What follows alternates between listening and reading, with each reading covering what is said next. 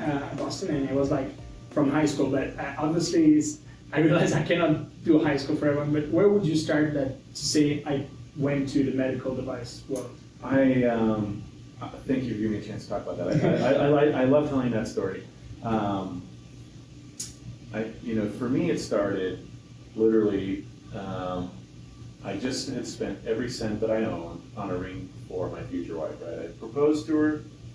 Right, and then the next day, I threw everything I had in my car, in my little Saturn. I drove out to Stanford because she was at Stanford.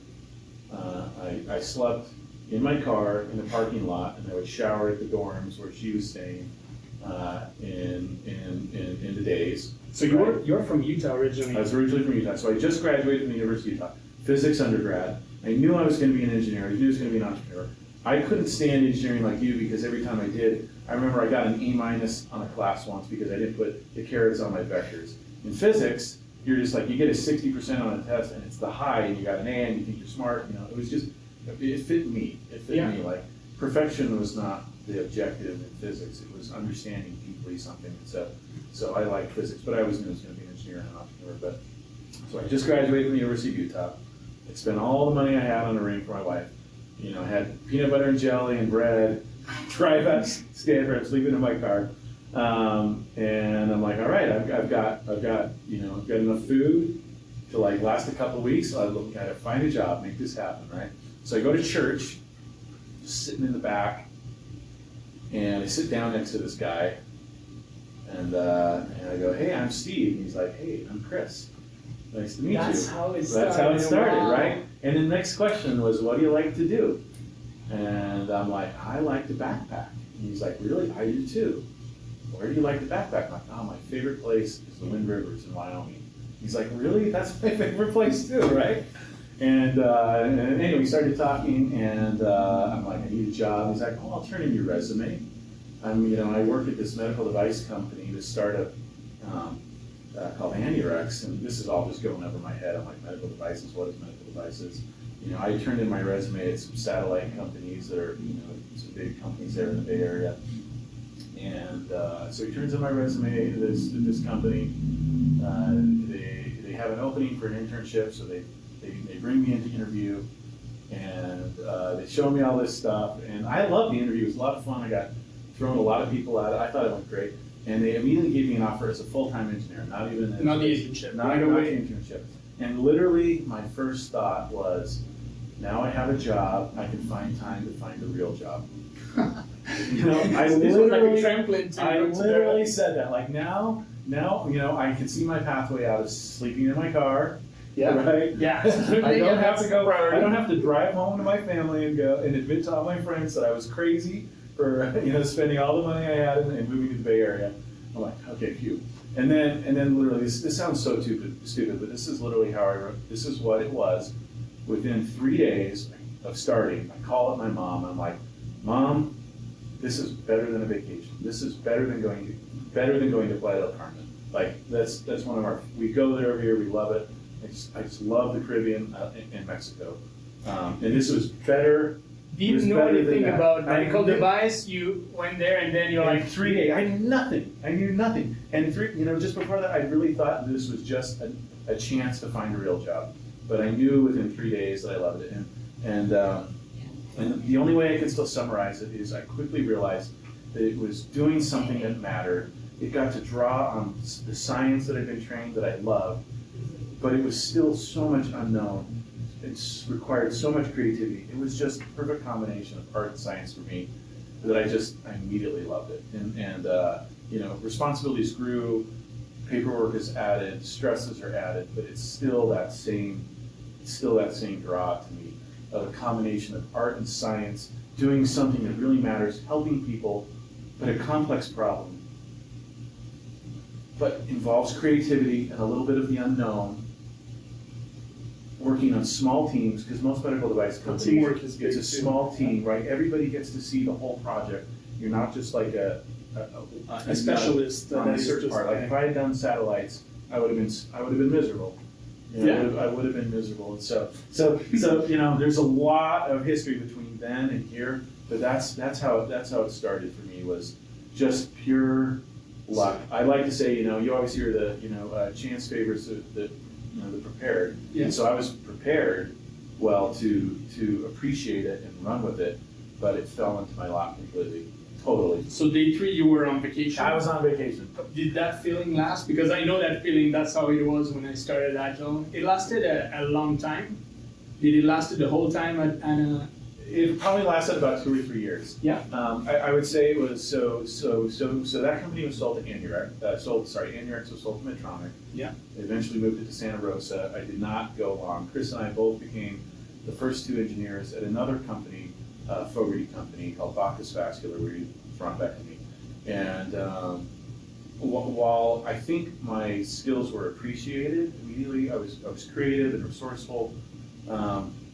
It wasn't until I started a clinical site in Argentina and, through using Spanish, creativity, navigating the craziness of getting product in there, training physicians, laws unknown. It was pure madness, but I got one of the products that I developed into use with a physician there, Dr. Vigna, in San Nicolas, Argentina, right? And found a bunch of success. And I remember when I came home, they immediately had a new job offer for me with a big raise. At Bacchus? At Bacchus, exactly. And that's where responsibility started to grow from being, an engineer to a little bit more. And as you get more responsibility, it's not quite just a walk in the park. But everything that I love about it stayed. But yes, stress grows, responsibilities grow. You're the responsible person now. I'm not just the engineer doing, what I'm told. And when you say the responsibility, are you talking about the responsibility towards if the product could harm someone, or the responsibility for your team to make sure that they got everything they need to perform at their best? It started out just to the patient. The patient, right? Because my responsibilities didn't grow so high at first, right? But it was to the patient and to the company, and then later as we started companies, to the people in the company. Here's a crazy story that we'll see if we keep this one on the record. I've written about this when I went to business school, but it shows you the complexities of what we deal with in the medical device industry. So I'm in Argentina. I brought this product in, and I've been pushing on the doctor, Dr. Vigna. I need to train you. We need to be trained now. Well, don't worry, Steve. I promise I'll let you train me. All right, I'll let you train me. A couple days go by. Haven't trained him yet. I get called in at like 6 in the morning. I don't remember what day of the week it was. And he goes, Steve, we have a case. We need to do it, right? The details of this patient only came in over time, right? All I knew when he came in is that he was completely thrombosed from the middle of his torso down to his legs, and had some gangrene on toes and some parts of his legs. He hadn't made any urine in a long time, and he was in a really bad state. And, here we had this catheter that was to dissolve and remove blood clots. And so this patient had presented himself, and so we knew the patient. Dr. Vigna, I need to train you. I need to train you, right? So we get to the procedure. He's got the access. We're going to do a radial artery access, and he goes, "All right, Steve. Train me." You put in the catheter. You had operate that the catheter. responsibility. And I'm just sitting there going, what do I do? What do I do? Do I say I can't do this? What do I do? What do I do? Before we continue, you wanted to train Dr. Vigna. So that he could do it. Yeah, but on what I knew. What did you train yourself on, or what did you do before to be able to train him? Because I'm sure you were quite well prepared. If you were training the physician, it means it's not someone from the street that insert a catheter either. Thank you for saying that. I don't think I felt that way at the moment. Oh, for think sure. I think I just felt like, wait, what? But yes, testing, lots and lots of testing, in and out of animals, right? Testing in the lab. We even, made our own blood clots, drying our own blood. Really? And making blood clots, yeah, because we would get these ovine clotted blood, and it was just different. It was just different. It was overly sort of filled with fibrin. Yeah. But and so it was worst case in some ways and too easy in other Not ways. representative. It was not fully representative, so we would make our own blood clots. And with this particular device, it used a thrombolytic, and so which just didn't work as well on this really thick cow's blood that had been sitting around for weeks. So yeah, I had done all the testing. I had done all the the animal work.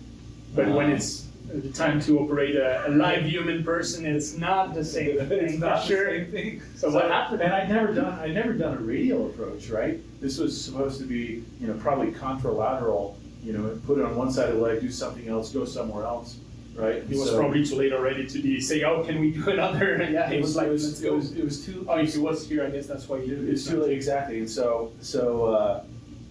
now the doctor did have the radial access. He did have the guide wire all the way down here to the aorta. I simply put in the device over it. I used fluoro to make sure the device was in position. I inflated the balloons. In this case, it isolated some areas, and then you inject the thrombolytic between the balloons, and it had a mixing agent that mixed it up. And it immediately started dissolving the clots, right? And so we moved the system down, we moved it into one leg, moved another leg. Within about an hour, he's making urine. Everybody's starting to give themselves high five. Prepare yourself, right? His legs are pinkening up, right? But 3 hours later, the patient is dead, right? We restored flow to the gangrenous tissue. The toxins that were in the tissue gone through his whole system. He went into septic shock, passed away, and I have relived that moment in my head again and again and again. What was the right thing to do? The doctor did what he normally did, which is don't. In his mind, there was no doubt. This patient was dead. He would have been dead within a few hours. He wasn't making urine. He's thrombosed up here. And there was no other device. You can't amputate someone here, right? And there was no other device. There was no other device. There was no other. And so, looking back on it, I don't. I've second guessed myself, but I still think we did the right thing. But it's a great example of the situation that we get put in this industry, the development. These are people, right? Yeah. It could be anyone's mom, dad, brother. And there's risk and there's reward. How do you balance that? And that is the heart of the way regulation quality systems are run. Is does the reward exceed the residual clinical risk? And so the stress as you move up of appreciating that, handling it in every aspect, not just product design, right? But the way you run your company, the way your systems run, it all relates to that. So that joy and what I love has never changed. But but stress levels rise. Yeah, and every first handful of cases and every product I've ever done, it's there's that knot in your stomach, and it's not just a knot for the survival of the company. It's for the patient that is on the table. Yeah. It's everything. I think I like to use this analogy. I don't know if it resonates with people, but I love snorkeling, and I'm terrified of sharks. I love snorkeling more than my fear of sharks. So I love to snorkel, but it's a very intense experience for me because I am loving all the beautiful things that I've seen, and yet there's this fear in the back of my mind. It doesn't change my ability to enjoy it. And that's how these first cases are. I'm so excited to have this new technology that's going to help people. But the unknown and the possibilities, the things you don't know, are still just always sitting there heavy. And it doesn't paralyze you, keep you from moving forward, but it's definitely. It's always there, even if you've done, because like I said, it's not like the first time that I've done this device, let's try the human. You've done it on many animals and everything, but those don't remove that stress. It's still different. It's not gonna. Yeah, it's different. Yeah, and your device still worked, it did what it was supposed to do. it did what it was supposed to do. Yeah, led the path for better procedures to avoid the unfortunate. So this, which was one of my first big experiences with making a real difference. So 2 months later, I'm back in Argentina. I have a slightly different device, and now we're doing deep vein thrombosis, kind of subpopliteal. Okay. Patients' legs are ulcerated, they're huge, right? Otherwise normal people, giant calves. They're swollen from just this chronic thrombosis of their deep veins of that area of their leg. And we bring in these devices that I had built with my hands and tested, and the clot is coming out, and within the same day, you just see their calves go like this. And I'll never forget, coming to me in Spanish, talking to me, and just telling me, crying, telling me thank you, right? You never forget that. No. This is a feeling that you never forget that, right? Their sores are healing, their calves are normal, they can walk again. Like, it sounds so cheesy, but it's exactly what I think why a lot of us working in the industry are. And you've been really lucky. Not every person developing a device gets to meet the patient. And it's so much harder to get in the cath lab now, too. I feel bad for a lot of the young engineers who are trying to get them in the cath lab, trying to get them out to see products. It's a lot harder. The HIPAA and a lot of the rules. It's unfortunate that they know that they're helping patients, but it's not the same as like seeing the patient. Seeing them. Wow. So that was at Bacchus? That was Bacchus, yeah, Awesome. exactly. Yeah. My partner Chrissy got us set up with some clinical trials for a different product in in Australia, and I was doing it in South America and Argentina, and it was just formative experiences. I'd say the next biggest formative experience happened about 1.5 years later. So Chris had left Bacchus to go start medical school at Stanford. Okay. Wow, that's brave. Yeah, and I stuck around the Bacchus for another year, ran a lot more trials, got it off on a good foot, and then I left to go to business school. But he had finished his first year of medical school and had just been admitted as an inaugural fellow to the Stanford Biodesign program. Okay. And I'll never forget when he came to me and he told me about the premise of the biodesign program, and it blew my mind. It changed everything, right? At Bacchus, we were a lot of really creative. I loved our bosses, Denise, Michael Evans. We had a lot of cool technologies, but for the most part, we were technology searching for an application.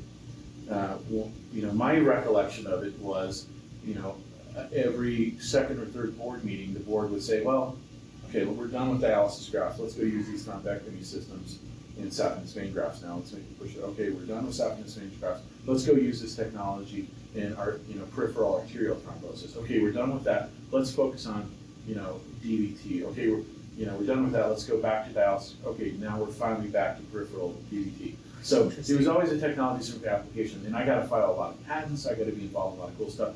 It was fun, but there was this part of me that was partially unsatisfied because it wasn't. It seems like you're pushing instead of pulling from the need, right? Exactly. So Chris comes and he explains this to me. Clinical need-based design. He didn't have to explain it at all. It just made sense. It just made sense, and it just changed everything. So that was the next, big epiphany. If you want to do cool stuff and you help, it's great to have cool technology already, but it's better to have a need. And if you're creative and resourceful, then you find a way to solve it. And now when you do solve it, you're solving a problem that exists. And what does that do? That helps people, and it means you can have a successful business, right? I think I quickly appreciated the value of it for both things. You can't help people if you can't have a successful business. You're not going to have a successful business if you can't help people. Yeah, they go. And so it just, and the goal of the biodesign program, at least back then, was to start a company. Okay, Right. it was an entrepreneurial. It was an entrepreneurial venture. So that, and they came up with lists of needs. They would file IP. And so after that first year, right as I started business school, right as Chris went back to a second year of medical school, we started Acumen Medical. And it was based on a clinical need. And where did that clinical, was it the university that would give that? it was at Stanford. Yeah, no, he didn't give them the list. Basically, the fellowship was you would follow around physicians. Okay. Like you would. Amazing. That's like it sounds so commonplace now. Because it's what makes the most sense. I mean, yeah, but back then it was novel. I wasn't novel probably to a lot of great entrepreneurs, but it was novel to the bigger world. It was novel to sort of rank and file engineers like Chris and I were at the time. The concept of why don't you just go follow doctors around and create needs lists? Of course, then you have to filter them. You filter them. How complicated is the problem? What kind of investment capital? What is the opportunity for IP? What is the regulatory? And you start to filter them. And then, so I was somewhat involved in the filtration process. And then we started a company right on the heels of it. And that was Acumen Medical. And it was based on the challenges associated with delivering left ventricular leads.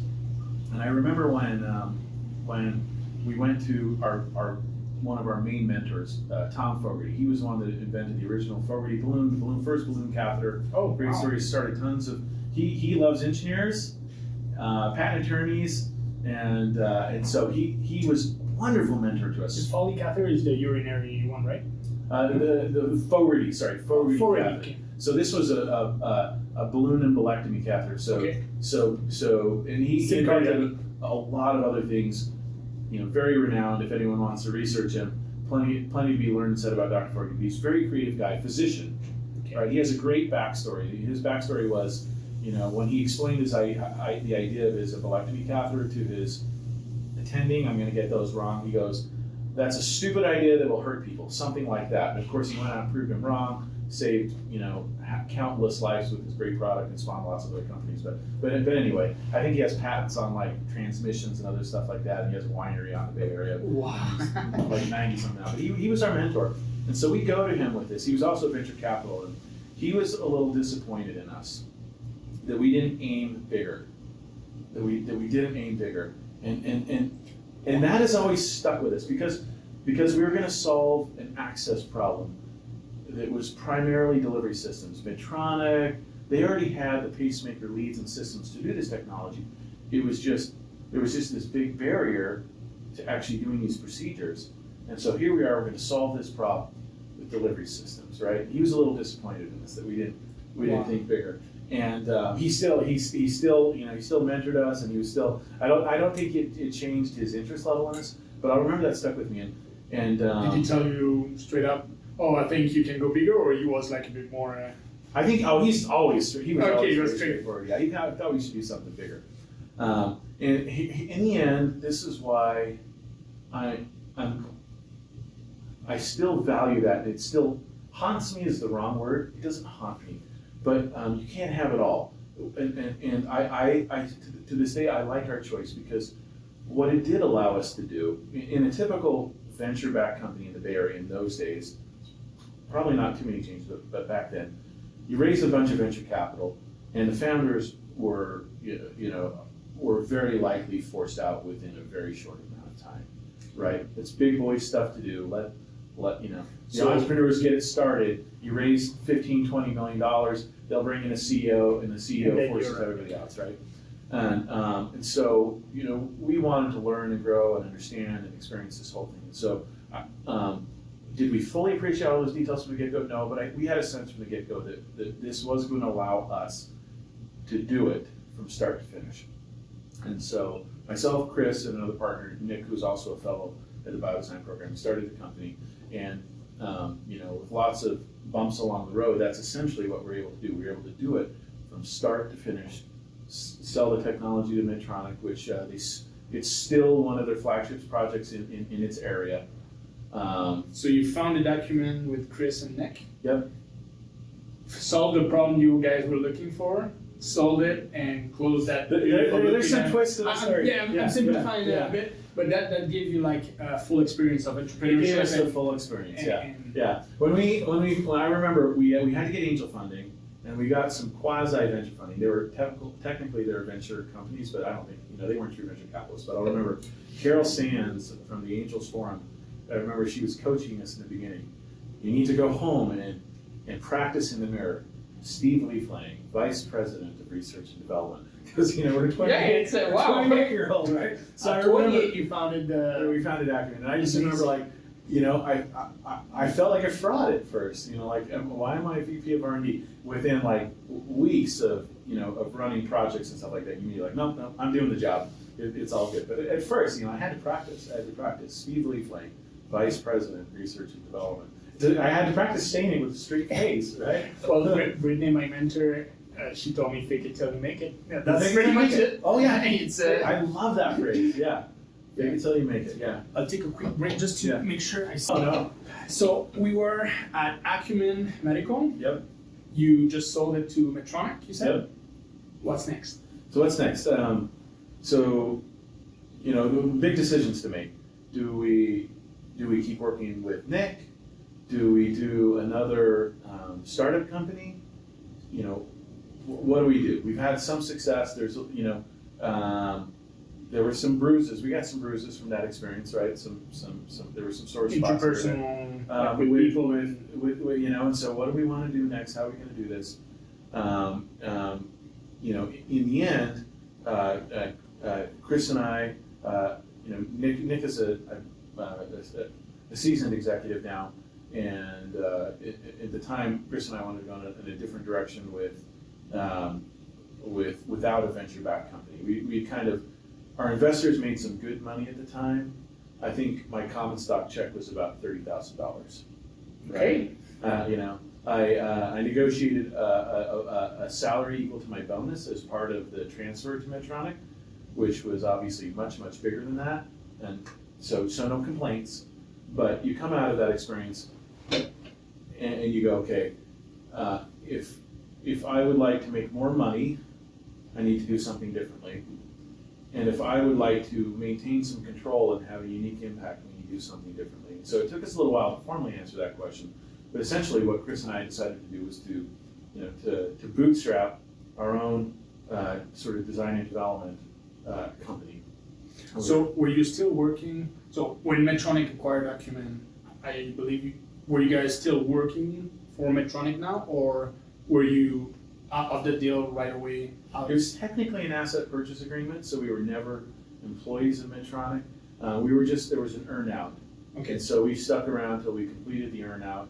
And then we manufactured for a while, and then we shut it down. So the last day was I believe it was July 7th, 2009. Within a couple of months, we had started what would become AuST.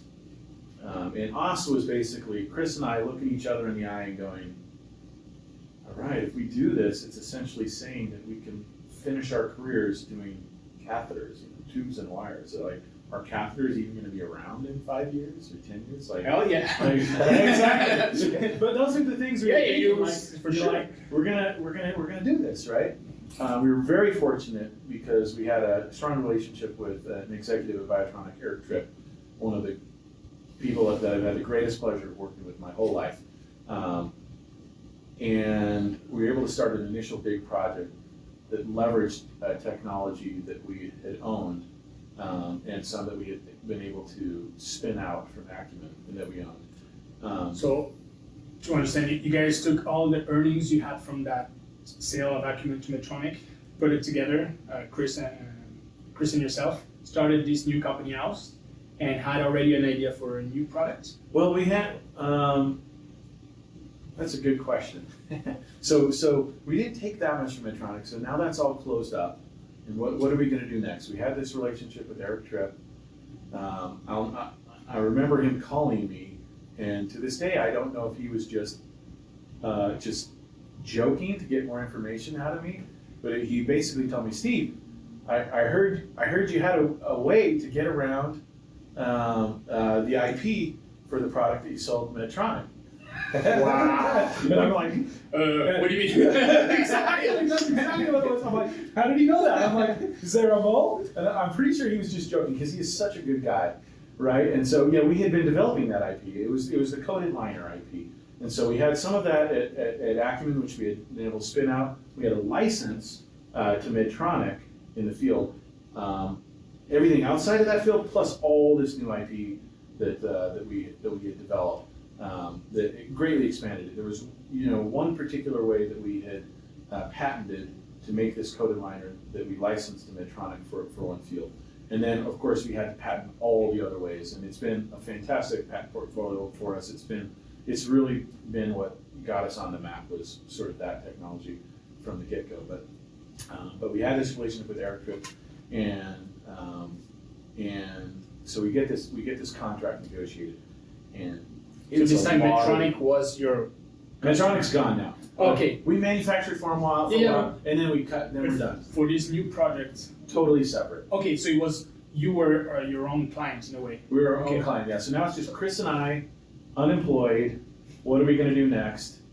We hadn't actually incorporated AuST yet, right? We're negotiating a deal with Biotronic for what would become their Selectra lead delivery system, and this is a fun story. Remember that Eric, this is a lot of money, right? This is like it's a lot of money for us at the time, right? We're in my garage. We have no overhead, and this is over a $2 million deal where we set up manufacturing in Berlin, right? And they pay for all the equipment. We design it, but they pay for it all, right? And so I've got about $20,000 worth of catheter expenses, and it's an over a $2 million deal, right? You have to go in. Yeah, exactly. Of course, once we got all that money, it was, I only felt rich for a couple months until we realized all of that was needed to be plowed back into the business. But the story was, it was value priced and it was valuable. It's very key technology. Eric knew it. He was not undervaluing it. But what he reminded us constantly was, Steve, Chris, we're doing this because this needs to become the new gold standard. At the time, the Rapido was now you're jumping ahead, but you're right? So he's like, the new gold standard, like every time he'd see us, now I'm paying you this, like this big licensing contract, is because this will be the new gold standard, not the Rapido. This will become the new gold standard. And so we're like, how can we tell Eric that we've heard him? And that's where we came up with the name of AuST for the company. Like, we're gonna I was about to ask you, but with that, I was like, oh wow. And we're gonna name the company AuST. So we bought a bunch of gold chocolates. We incorporated the company. This is still before we've signed the agreement, right? We're still negotiating. We're still talking. And then we go over and we have this this little bit of a ceremony where we tell them about the name of the company. We give them the gold chocolates, and we're like, we understand this product will be the gold standard. And it still is. We were just visiting with Abbott yesterday, who wants to develop a new product with us. Okay. And in their opinion, the Selectra is still the best in the market. I didn't know the story, and it's so nice. Yeah. And so for those total nerds, our sister company Centerpoint, which is our legal manufacturing company, Centerpoint is connected to the gold standard in that the Centerpoint, the symbol for the Centerpoint, is the symbol for gold in the alchemist's periodic table. So wow. that's some deep. Oh, it's fantastic! I love it. The story of the name is always really interesting. Why did you pick AuST? And when I went to your site, I saw gold standard, AU for gold, and ST for standard. And that was the origin of it. Wow. It was basically our way of letting a customer know that we heard them. No better way to do than that, for sure. I think it actually means like branch in German or something too. So there was kind of a multiple meanings second too. Level. But yeah, that was fun times, and it took us a little while to figure out what was next. We discovered a great model for development. We call it Big D, where customers come in and they have something, but they can't get the rest of the way there. For example, a great example is a company called Lone Star. They developed this called Algicil, this sodium alginate, very viscous fluid that in a surgical open heart procedure, they would inject manually in the surface of the heart in these multiple places to thicken the wall and effectively reduce the volume of the left ventricle to improve pump efficiency. They'd actually gotten a CE mark on it, and there was data that showed that it worked well, right? And what they came to us is like, hey, we've got this thick gel, it almost breaks a physician's fingers to inject it in a syringe. It takes about 300 psi to inject this gel. We'd like to do this endovascularly. How would we do that, right? And so that kind of became our niche, was like things like that, where a customer already has something, but they come with the need and the problem, and a big problem. Not like, hey, I need a catheter, I want a catheter. I like to call that little d, right? Okay, I want to do something endovascularly with this gel. Where do I start? And then we have to figure out how do you do this? How do you do this safely? How do you navigate? How do you hold on to the wall? How do you prevent the gel from getting, because if even a little bit of gel gets into the ventricle and the blood flow, stroke for the patient, right? And beating heart, what's the axis? Transeptal, transaortic, right? And so that's the stuff that Chris and I come in and we work through. We do the catheter stuff, but we know the catheters, we know regulatory, we know anatomy, we know the space, and so we're able to create all this value of figuring stuff like that. And that became our business for the first 5 years of AuST was. So when you say the big D, it's how everyone knows the path from idea concept to once it's solved, also how to get it to the patient. Big D, it starts early. It involves clinical definition. Oftentimes a contract developer gets a clinical definition has been done. There's creative work still required, but the box is already drawn. The box is kind of drawn. Yeah, thank you. That's the best way to say it. We found that we excelled most when the box was very roughly drawn, when there was a lot of clinical definition, not just technical definition, but when there was clinical definition. And then because of our experience in IP, we were able to help our customers develop the IP. We've had some unique structures to do that, where we're incentivized because we get to keep some of the IP outside of the field and whatnot. It keeps us motivated. We developed a milestone structure, which keeps us. This is a little bit different than Agile. There are pros and cons to all of it. One of the pros of milestones is I only get paid when I solve the problem. And if it's a big problem and it's a valuable problem, that can be a lot of money. And we very motivated. We can go a year without getting paid and stay laser focused, spending our own money, because when we accomplish it, we get paid this large chunk of money only when we accomplish it. And so that's why we like milestones. And for the customer, that's helpful because we never stop. There's never a new quote, there's never a new estimate of how many hours it's going to take. There's no, we just go. We go.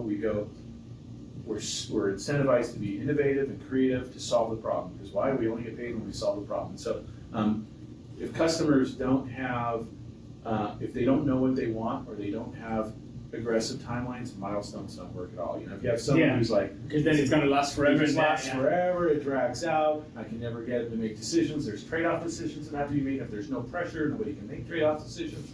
So milestones can go to be a very bad business model quickly, but in the right situation, it's a wonderful way to do really big picture stuff in a short time. In a short time. So that was sort of the heart of it. But then what we realized quickly is that it needed a manufacturing home. We had a clean room. We could manufacture for clinical studies. It's so funny. Our customers were blind to that. We were blind to that. A little bit, not totally blind.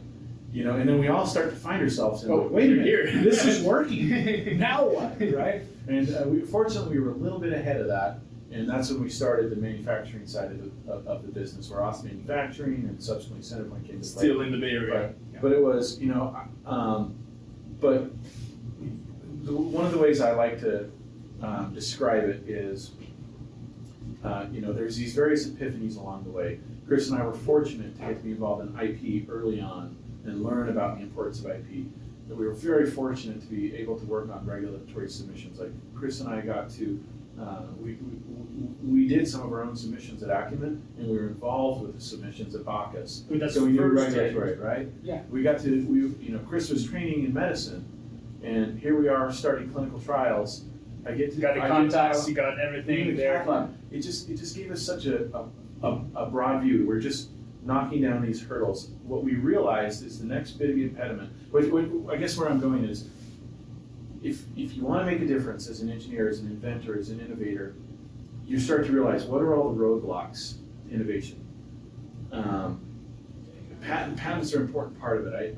What you said earlier, the industry needs some more thinking about how to do open source, but for now, patents are the asset around which you can invest, because it's the piece that you own and gives people confidence that you have something in the end of the day. It's not just to be stolen. But so we learned that was an important part of furthering innovation. We learned regulatory. What good is a cool product if there isn't a reasonable regulatory pathway, right?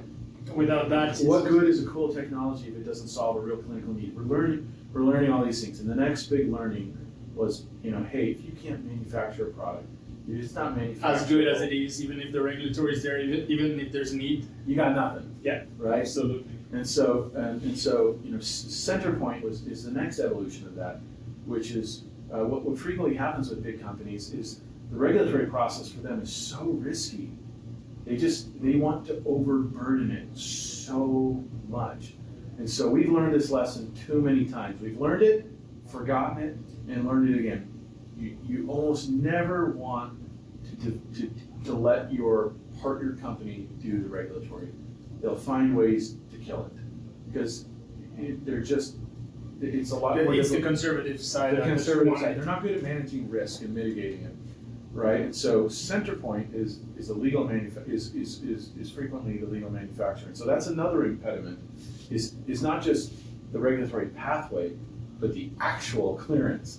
And so that's if you can get the regulatory clearance for your customers, that's also killing a huge barrier to innovative products getting out. The big companies frequently kill projects just because they had a little hiccup in the regulatory process, or because somebody was stupid and sent a 200-page 510K submission instead of a 51, and gave them way too much low-hanging fruit to poke at. Right. The next thing you know, the project dies because an amazing product that didn't go out to a patient because it got killed at the regulatory thing. There was a great pathway, but it got hit a few bumps in the road and just couldn't survive. Right. So I think that's and one of the next big ones that I've been thinking about, Chris and I have been talking about for years.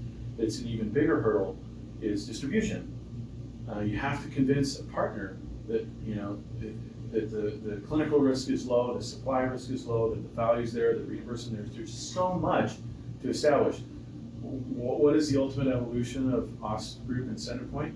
It will include some level of distribution, not in a competitive way with our customers. Sometimes distribution is simply so you can prove the business model to your collaborator. Just as you have everything within our Centerpoint, so you can do it. So you can prove everything, but eventually, if it needs to scale up, would you still scale up Centerpoint, or would you like?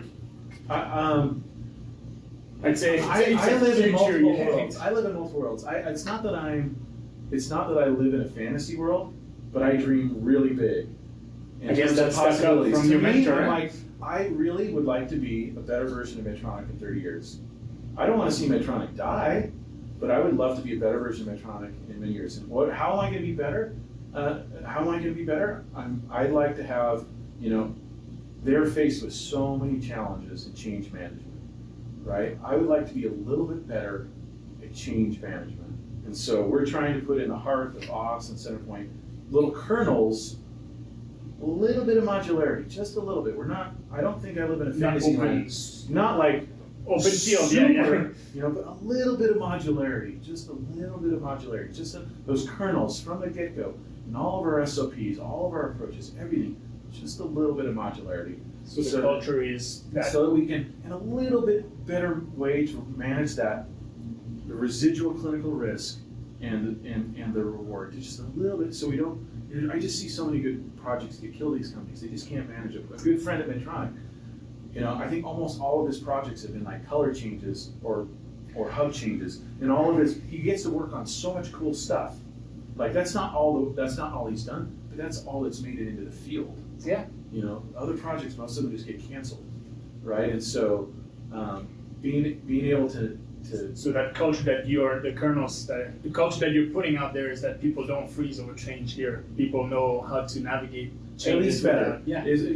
Will there be a better evolution someday? Of course. There's always. There always. And so, but that's, and so I don't live in that. I don't live in that reality yet, but I'm driving. That's your aim, your I would goal. love to. It's a fantastic goal. It's a Yeah. big, hairy goal. It's fantastic. You still have to get there and Yeah. stuff. So, but and Chris and I, we talk about never selling. We've, for people considering starting their own company, I won the lottery. I won the lottery with Chris. We're like an old married couple where we can argue a little bit when we need to, but we love each other. Like I respect him. Right? A fantastic long relation too. It started like a while ago. It's I like amazing. to joke like Chris and I have been back to the Wind Rivers like once each since we met. But it's so funny. That was the Wind immediate River bond, like that we both love the Wind River in Wyoming. Yeah. And so, but people starting a company, it's so helpful to have a partner. You just do different things. You just bring out different sides of you. And that's a given.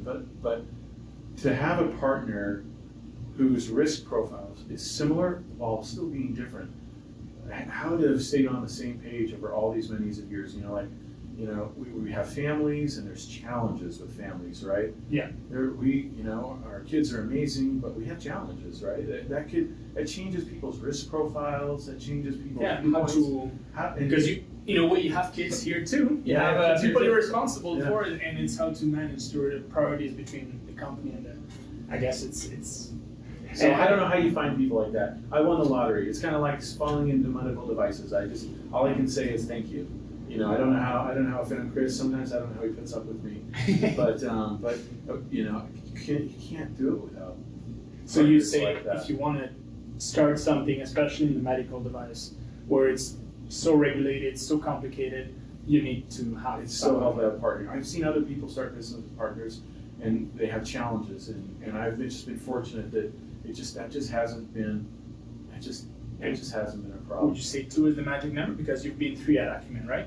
3 was not bad. Okay. 3 was not bad. I think my recollection and my opinion is simply risk profiles. At the time, Chris and I were more willing to go down a bootstrap method. I mean, don't like it's like not this removing Biotronic thing. Just to go back to the Biotronic thing, right? I had this huge paycheck coming if I meet these milestones, if I didn't meet these milestones. But I'd already cashed in all my 401ks, all my wife's 401ks, right? I took a second mortgage out on our house, and we were down to $3,000 in our last remaining account before that Biotronic check came in. I mean, you have to have the stomach, and you got to believe, right? So yeah, that money that was coming in was big when it came, but you didn't know it was. But it wasn't a sure thing. Projects go sideways all the time, right? And so I was all in, right? I was definitely. I was all in. And so and to some extent, I think, in my opinion, that explains, why Chris and I proceeded together was just that He was the same risk tolerance, like same readiness and willingness to commit at that level. The risk to which the risk or he probably believed as much as you do. Like you can see it both ways, either on a risk base or believing in what you guys are doing. Well, Chris is way more. I'm fiscally responsible. Chris is fiscally responsible on steroids, right? I don't think he was down to his last $3,000. I'm sure it was hurting, but yes, we both committed. So we just similar risk profiles. I don't know how you find that in someone. I don't know how you know that about somebody, but somehow to just stay the same. I remember when I had our first kid, our first daughter, I was so terrified that I wasn't going to wake up an entrepreneur. And I woke up a little different, but no change. I was still the same entrepreneur. And that's reassuring also for all those that think of doing a family. Now you can do it all. It's probably a lot of work and not that much sleep, but it's possible. Yeah, it's crazy. At least to start out. I think we have one of our young engineers is full-time here, full-time med school, and he already has 4 kids. And him and his wife are both dynamic and hard workers. And I always just try to remind him, like, one of you is going to tire out before the other. If it's her, just remember you're going to have to dial it back too. And so, that's naturally what happened in our family. Burning the candle at both ends for a long time, it's all great. If one of you, slow down, you need to slow down because that's where problems can happen. But but on the work front, just so grateful for Chris. And I couldn't do without him. Couldn't do without partners. So A question I asked in all videos as well is, of all those years, all those experience, what was the thing that frustrated you the most and that you would like to see solved? If there was a magic wand that could solve it in a... It seems like you talked about the change management. That seems something you want to be better at than Medtronic. Yes. But anything else, or is that the heart of what you want to see solved? I usually don't have many regrets. And that's very different than admission of my mistakes. I make, one of the smartest people I've ever worked with, Trevor Lofthouse, very linear guy, brilliant. He can be a complete a-hole to people he doesn't respect because he's brilliant, right? He respected me, but he couldn't understand why. He saw me, he would describe me as a source of entropy, and you just needed to stick a filter next to me. And filter out all the bad stuff and just catch the gems, right? So where I was trying to go is, I make a lot of mistakes and imperfections, but I try to follow a process. And for me personally, if I feel like I followed a good process, I accept the results. So I don't have a lot of regrets. And it's not necessarily about you. Actually, I was thinking more of the industry. What would be the thing? What are your biggest different? Yeah. So this is just my opinion. So at Berkeley, when I was in business school, I took a new venture. It was a private equity class. New venture finance class was also great, a separate class. This is the venture capital and private equity course that was taught at Berkeley by the head of the entrepreneurship group that was at Berkeley at the time. My memory's a little fuzzy, but I'll never forget a graph that he showed. And he showed the one graph was the size of venture capital over time, starting in the 70s, right? So I graduated from Berkeley in 2004, so there was only 30 some odd years of data. And then he showed the percentage of earnings of venture capital partners as a function of their management fee and a function of their carry. So their carry is they make their money on the back end when their portfolio company sells or does well, right? And essentially where we've ended up, in the 2000s, and I'm assuming now we're bootstrapped, so I'm not as familiar with the venture capital industry.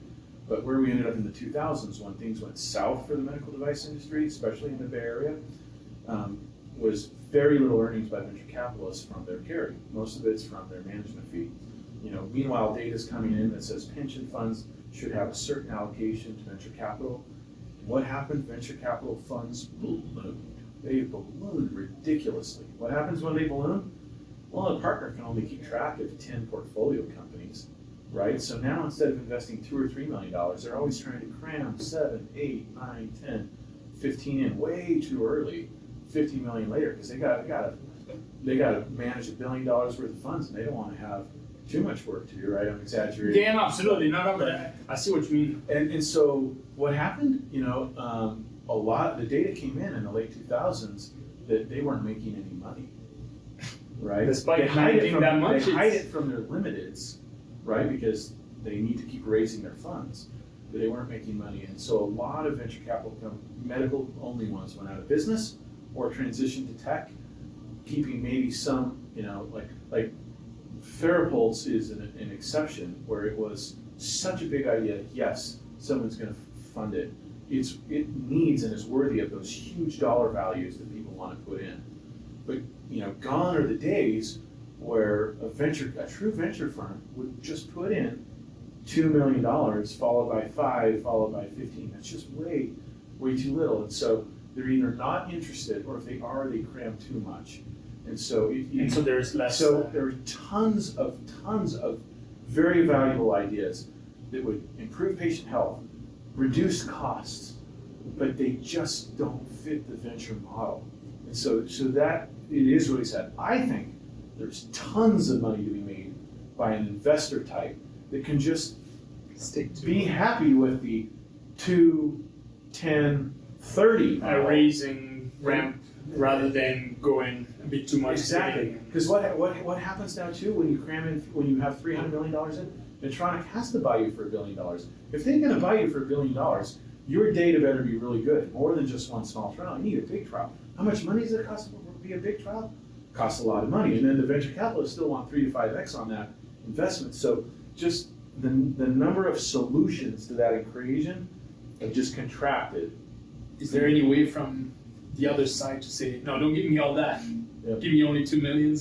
There's no way to make it work like that. That's a good question. I'm just taking a look from. I think they're not interested. I don't think they want to. They will take the 50 million. It's also because they're probably stressed out of their mind. They're like, yeah, we'll take as much as we can. And it's really hard. If you put yourself in that position, you can see how you could start to believe that just fail quickly.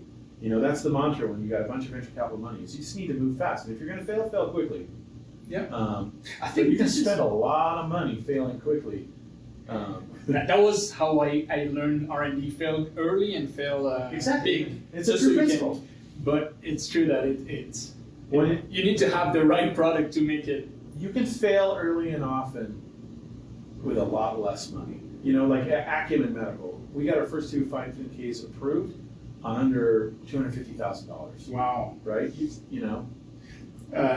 On that note, Paul Lakers, the company I was talking about earlier, he says money suffocates creativity.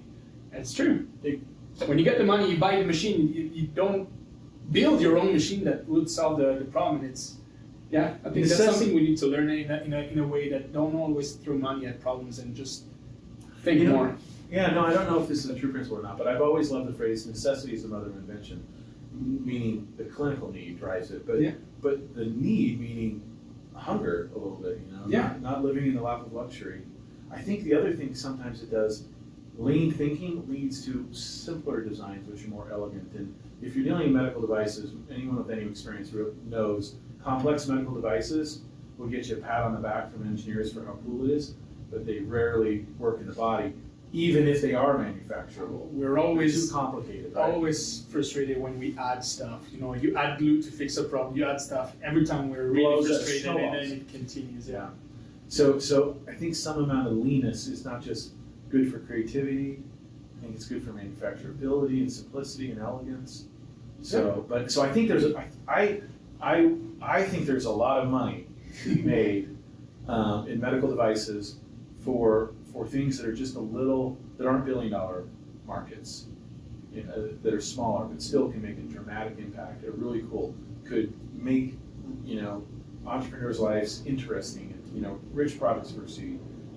And so that's something I wish would change. I think that's a whole, you know, corporate capital, you know, like Boston Scientific, what they've done for Ferropulse, for us, and for Agile, is a good exception where they invested fairly early.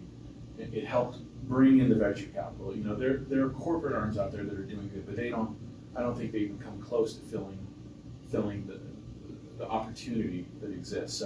So that's something that I hope changes. Either more corporate capital, or a different type of venture capital, just something that can handle. It's not as that is not only the $1 billion year. ideas. Yeah, not just only the $1 billion ideas.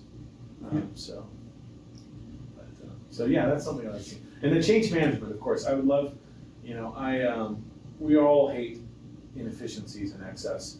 I like to believe that I hate it more than most people, but I have enough appreciation for quality management systems.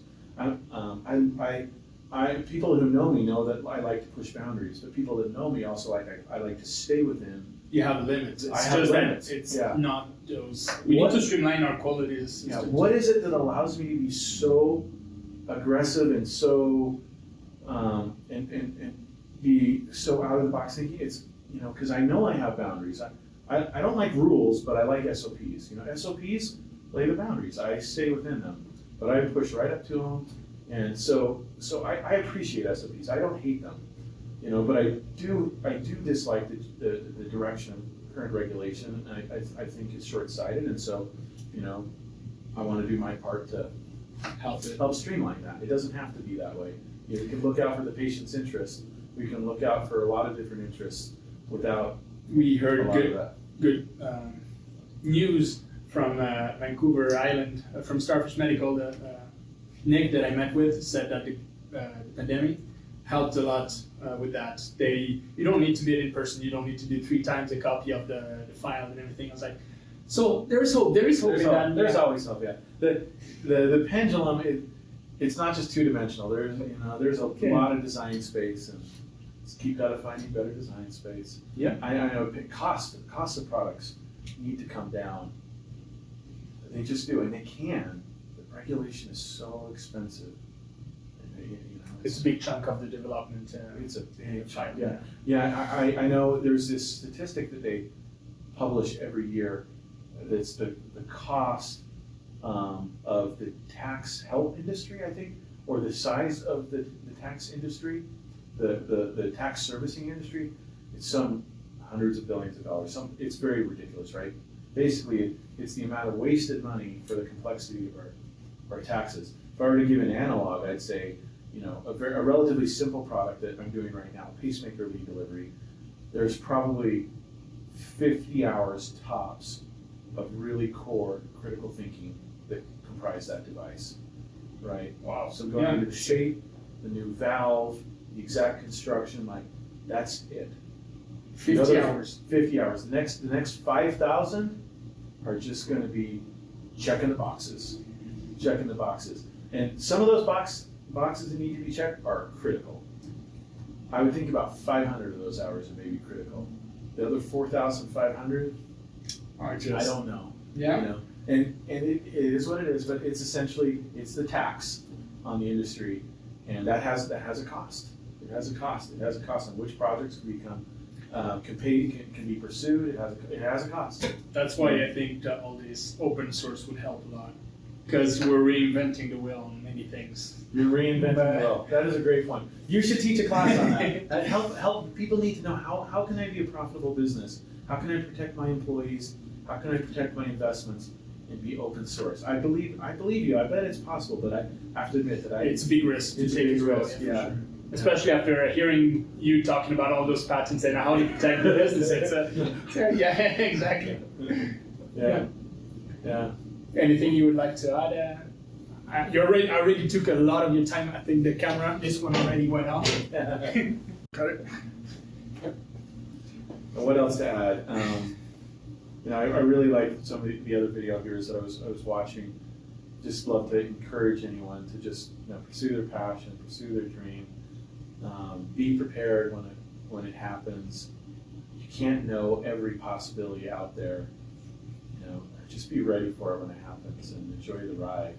And what would you say to someone that is wondering about AuST or Centerpoint and that is curious about joining or? Oh yeah, I think our standard line is there's always room for smart and creative people here. Leadership opportunities for sure. We have many challenges to solve. So come talk to us. If you can deal with ambiguity a little bit, because we're a fast-moving organization without so it's not a described career or path. It's like you need to be able, like you said, you put kernel to change people that are open to change management, right? So change, exactly. You got to be a little bit flexible. Your job description might be a little vague at times. Oh, we know that. I tell us the same. Come join us. Yeah, we're not going anywhere. We're just getting bigger. So awesome. Sebastian, thank you so much. Thank you, Steve. This is super. I love hearing the story of AuST. You have no idea how cool it is.